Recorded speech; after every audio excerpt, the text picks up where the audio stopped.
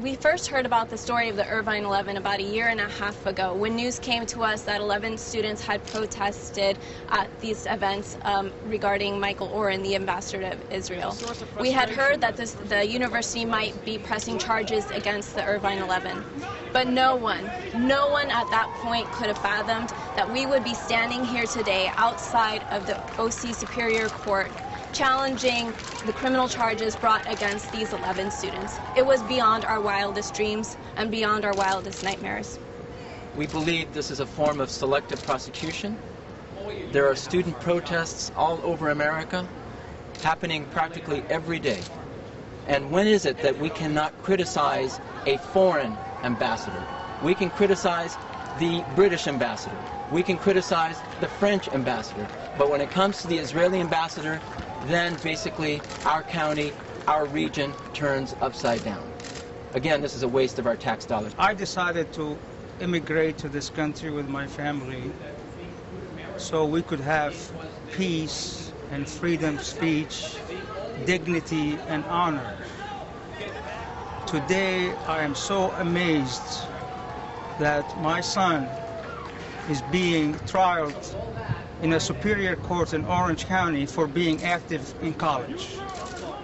This is something unheard of in a democracy like the United States.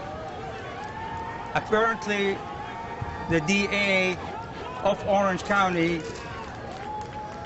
threw the American Constitution in the trash. Whether he knows it or not, that's what he did. And he has to be prosecuted for that. I'm actually quite baffled that this is even happening. I can't believe that in a democratic country such as ours, in a democratic county such as ours, that this could actually be happening, that students would be prosecuted for exercising their free speech.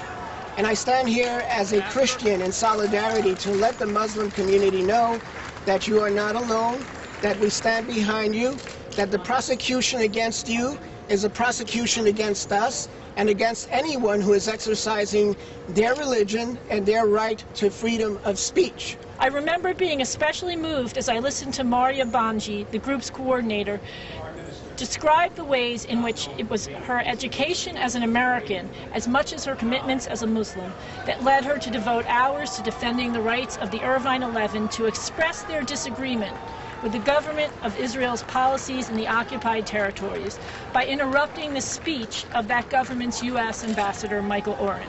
As proud Jewish Americans, Jewish Voice for Peace members are here today standing up and speaking out against the selective targeting of students who belong to a religious minority. These students were protesting Israel's lethal attack on the imprisoned population of Gaza in December of 2008.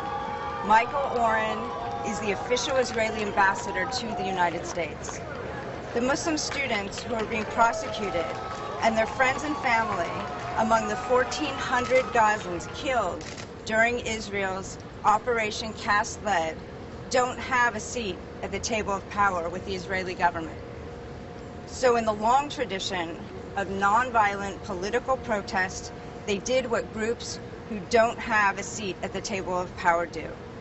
They stood up and they bravely spoke truth to power during Michael Oren's speech at UCI.